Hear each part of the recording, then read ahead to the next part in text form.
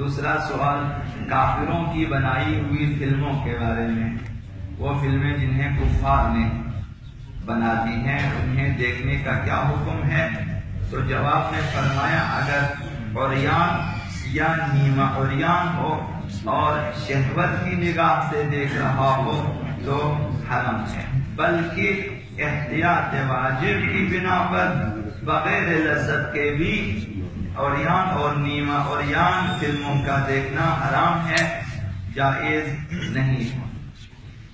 تیسرا سوال یہ کیا کہ اگر کسی نے مثلا اپنی موٹر سائیکل جو ہے وہ کسی عمارت کے گیٹ پر جو گیٹ کیپر ہیں، چوکیدار ہیں، یا پھر جو موٹر سائیکل سنبھالنے والا شخص ہوتا ہے اس کے سپورٹ کیا اور تاکہ وہ دیکھ بھال کرے، اور پھر وہ موٹر سائیکل یا وہ گاڑی چوری ہو جائے، تو کیا اس شخص سے جس نے آپ سے موٹر سائیکل لیا یا آپ سے گاڑی لیا کہ میں سنبھالوں گا،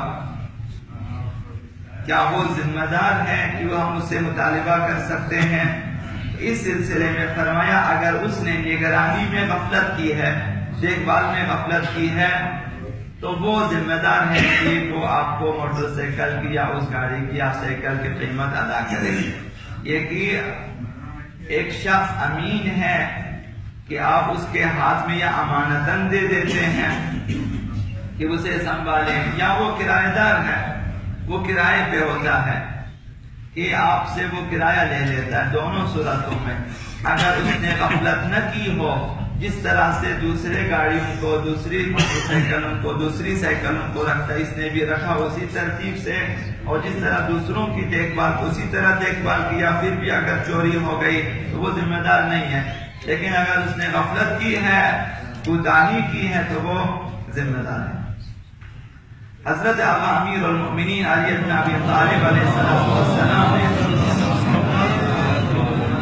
ارشاد فرمایا کہ من غض طرفه اراح قلبه، جو شخص اپنی نگاہوں کو نامحرم اور بری نظر کے مقابلے میں جھکا لیتا ہے، وہ اپنے دل کو آسودہ کر لیتا ہے۔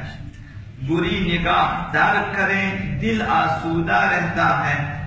خداوند متعال نے لوگوں کو ڈرایا، خوف دلایا کہ لوگوں ہوشیار ہو جاؤ، تم سے آنکھ، کان اور دل کے بارے میں پوچھا جائے گا۔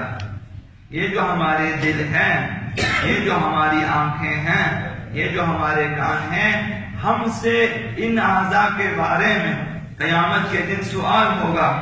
ان السمع والبصر والفؤاد کل اولئک کان عنہ مسئولا، ان سب کے بارے میں ہم سے پوچھا جائے گا کہ کن مقاصد کے لیے استعمال کیا، ان سے کیا کیا استفادہ کیا تم نے۔ پھر لوگوں کو اس طرح بھی خبردار کیا تاکہ وہ باز رہیں۔ خداوند متعال نے فرمایا کہ یعلم خائنۃ الاعین وما تخفی الصدور، یاد رکھو کہ دلوں کی، آنکھوں کی خیانت کو بھی خداوند دیکھ لیتا ہے، جان لیتا ہے۔ اگر ہم دزدانہ نظر سے بھی دیکھیں تو خدا تو دیکھ رہا ہوتا ہے۔ اگر ہم اپنے دل میں خیال بھی کریں نامحرم کے بارے میں یا گناہ کے بارے میں، خداوند وما تخفی الصدور کو بھی جان لیتا ہے۔ جو کچھ ہم اپنے دل میں راز کے طور پہ رکھیں خداوند جان لیتا ہے۔ اگر نظر پہ ہم نے قابو پا لیا تو بہت سی برائیوں سے ہم بچ سکتے ہیں۔